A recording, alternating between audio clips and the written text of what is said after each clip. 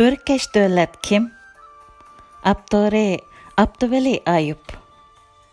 Örkeş dövlət 1989 yıl 4 iyun günü bastırılған o'quvchilar harakatining doirlaridan biri.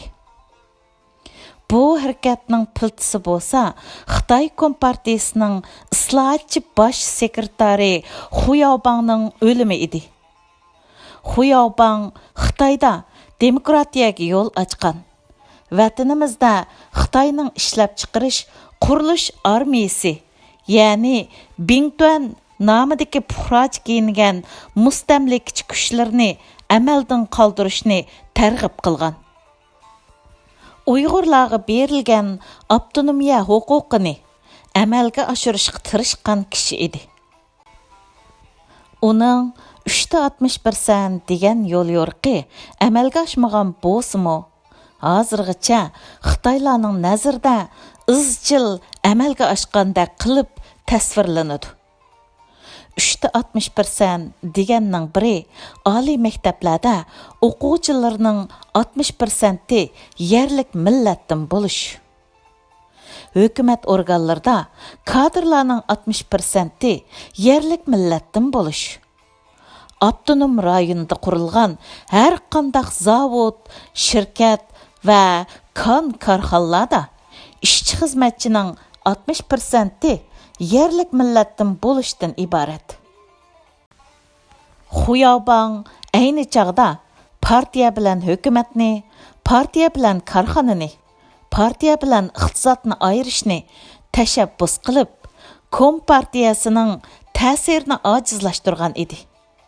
Shunga uning o'limi uyg'oq oliy maktab o'quvchilarini qayg'uga solgan va ko'chaga oqqizgan.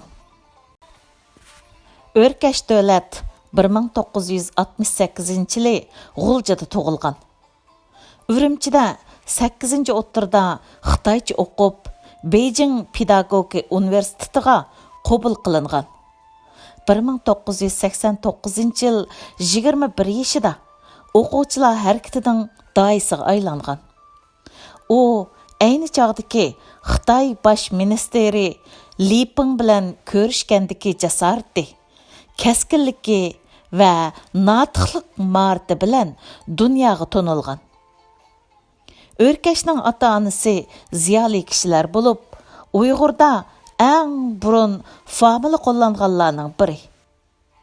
Örkeşning va dadisi tadqiqotchi muharrir Nur Muhammad apandimning familasi davlat edi. Örkeşning oila sharoiti uning bilim, fazilat va mahoratlarda atrofli yetilishiga sharoit yaratgan. Nur Muhammad Davlat apandi dunyoga tangliq shoir Ömer Hayyamning ruboiylarini ratlab, tarjim qilib, Uyg'urcha nashrga tayyorlagan. Nashriyat sohasida ishlab, Uyg'urlarga dunyo klassik adabiyotining namunlarini tanishtirishga muhim rol o'ynagan.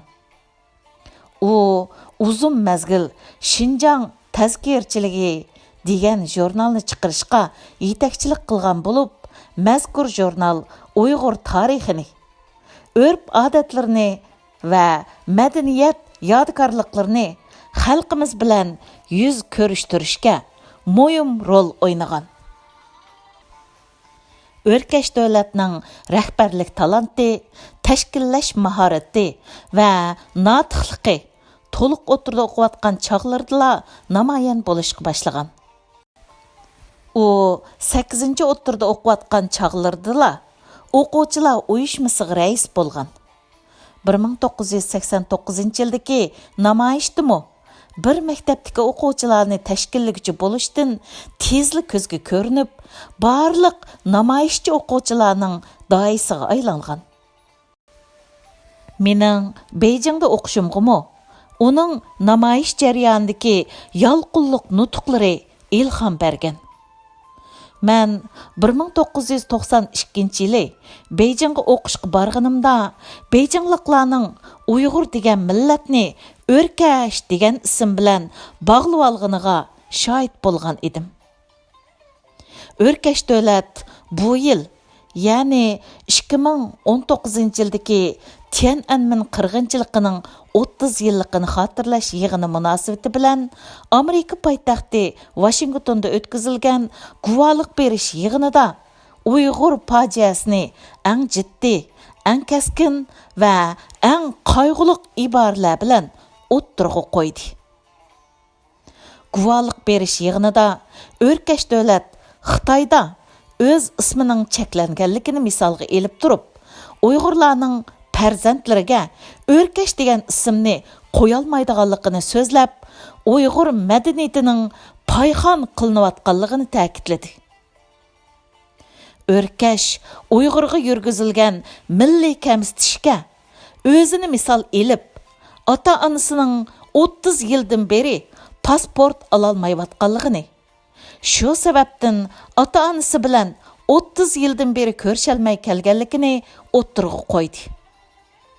U o'zidan boshqa Xitoylardan bo'lgan o'quvchilar harakati rahbarlari va Xitoy kishilik huquq faoliyatchilarining ota-onasi bilan ko'rishganligini, faqat o'ziningla faqatli Uyg'ur bo'lganligi uchun ota-onasini ko'rolmayotganligini aytdi. O'rkash davlat Uyg'urlarning beshidagi zulmni boshqalarga o'xshash islomning cheklanishi bilan tushuntirib, biz ko'rayotgan zulmni diniy erkinlikning cheklanish masalasi deb qaramaydi. U masalani Xitoyning butun Uyg'ur millatini dushman deb qaraganligiga va yo'qotmoqchi bo'lganligiga bog'ladi. U Uyg'ur ko'rayotgan zulm ularning idisi sabablik emas. Ularning Xitoy hukumatiga qarshi harakat yoki so'zlarda bo'lganligidanmi emas. Faqat va faqat Uyg'ur bo'lib qolganligidan dedi. U Uyg'urlarning bugungi vaziyatining Tiananmenda bo'lgan qirg'inchilikdanmi ig'ir ekanligini Amerika siyosiy yo'llarining samiga soldi. O'rkash davlat jiddiy bir yig'ini bo'lib qolganlik sababdan guvohlik berish yig'inidan burunroq chiqib ketishga majbur bo'ldi. Shundaqdimi u eng oxirgi fursatda Uyg'ur fojiasini tilga ilib o'tishni va bu masalaga ko'ngil bo'lganlarga rahmat aytishni unutmadi. O'rkash davlat 1989-yili muhojiratga qadam qo'ygandan boshlab uzoq o'tmay muhojiratdagi Uyg'urlar bilan ko'rishdi. Bo'libmi 2009-yildagi Urumchi Tomuz fojiasidan keyin u Uyg'urlarga va Uyg'ur davosiga hamdam bo'lib keldi. Vatanda lagerlar qurilib, 3 millionga yaqin Uyg'urlarning beshiga kelayotgan kulfatlarni Tayvanda va boshqa mediada izchil fosh qilib, qalamga ilib va nutqlarda, yig'inlarda ta'kidlab kelmoqda. Tugidi. 2019 yil 6 iyun